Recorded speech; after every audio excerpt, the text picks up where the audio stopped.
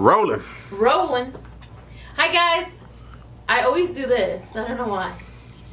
Hi guys, and welcome to another YouTube video. Welcome back to my channel. Today we're going to be reviewing a very special, cool, and different product. If you guys know me from Revelist, or if you know me from any other place, you probably know that I love trying weird beauty products. So today we're going to be trying a really cool one. Now this one is all the way from JUNO. So this is a California-based company, and they designed a very interesting sponge. It looks really pretty. First of all, I really love the blue, but then if you look at it, it kind of looks kind of velvety. It looks super different. Kind of reminds me of like the little teddy bears we would get when we were little. And it's kind of flat on the side, has a little bit of flatness on the top, and then the rest of the actual beauty blender, well actually not a beauty blender because it's not by that brand, but the makeup sponge is much rounder on the rest, just like a classic makeup sponge.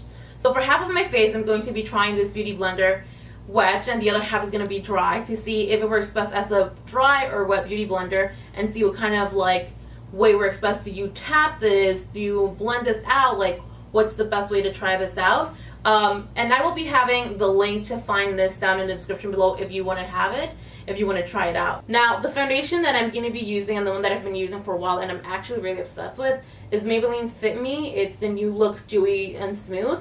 I have the color Buff Beige in 130.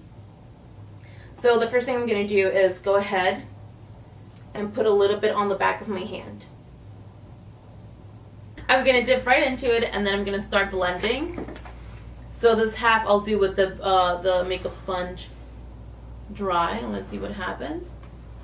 It doesn't feel any, first of all, it doesn't feel any different than the other beauty blenders or any other brand that you've tried before. Feels pretty decent. Let me see. Let me get up and close to see. I have a little bit over here. So let me see. It's giving me pretty good coverage. I do notice that the corners of the actual beauty blender are leaving like certain stripe. Like, you guys, can you see that? It's leaving little marks as I'm blending in. But let's see. Maybe it's a little too premature to say anything. So I usually like to blend a lot more or apply a little bit more product right here on the side of my face because I do have rosacea, and the redness is much more noticeable there. I definitely notice, and I think that I do have a lot more product that I'm spreading around. I feel by this time the beauty blender or my what's the other one that I use? I use this orangey one. I forgot the name of it, but you guys know that this is the one that you can find in CVS or Rite Aid. That one is usually really good. I prefer that than the beauty blender actually, and it would usually consume the foundation at this point.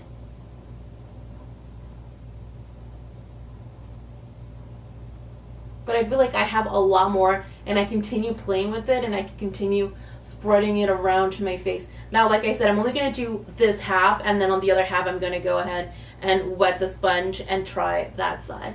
But so far, guys, I'm not too mad at it. Like, I feel like it's definitely going to be in my makeup bag, and I might just use the dry so far. I want to see what the difference is when I try it wet. So, before I forget, guys, the reason why this is so fuzzy and it looks like that is because this is made out of microfiber, and that's why the texture of this beauty blender or this makeup sponge is so fuzzy and velvet. I'm going to go ahead, guys, and wet the sponge.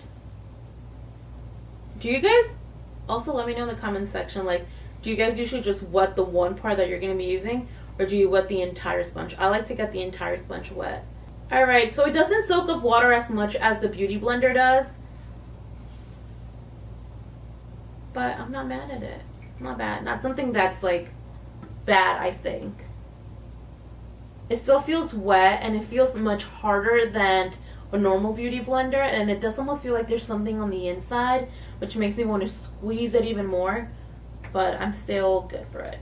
Alright, now that it's all wet, I'm gonna dab into the foundation that I put on the back of my face, and let's get blending. I noticed less streaks than I did when it was dry, so it's blending it out a little bit faster and a little bit easier than when it was dry, but like not anything that's major or super different that I think you would be able to tell. it does feel kind of weird. Like now that I'm like touching the part that doesn't actually have the foundation on it, when I blend with that part, I can kind of feel the texture of the beauty sponge, and it feels really weird. It almost feels like I'm blending with a fuzzy peach. You know what I mean? But not as hard as the peach would be. Maybe like Harry balls. I'm just saying. Now that I'm looking more into the mirror, I noticed that with a wet beauty blender, I still see a little bit more redness in my face than I did when I didn't have the wet beauty blender. I would prefer so far blending it when it's dry, probably not when it's wet. Alright, so I have my full face on, guys. I put on my bronzer, highlighter, blush. What else did I do? I contoured a little bit around the cheekbones and then the top of my forehead.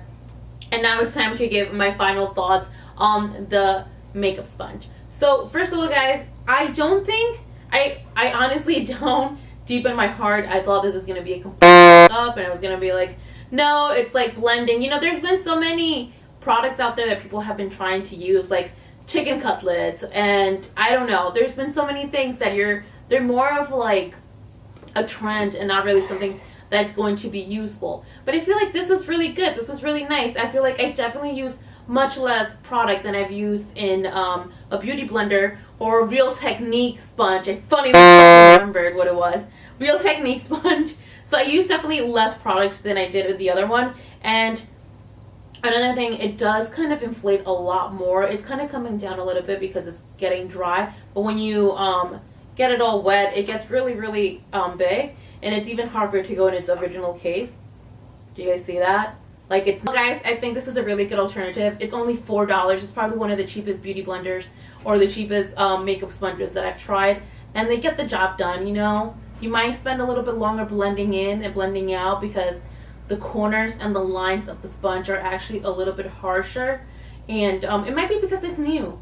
And maybe when I use it on later on in life, I won't even have hard edges like that one. But when I'm blending in, I do notice like, oh, the line is there, but then I blend it out and it's totally fine. Nothing that would make me not want to use this again. So I definitely recommend this. Enjoyed it. I found another product that I like. Let me know if there's any other crazy product, makeup, trend, or foundation, whatever it is that you want me to try out. I'm definitely here to try it out. I'll see you guys next time, and ciao. Bye.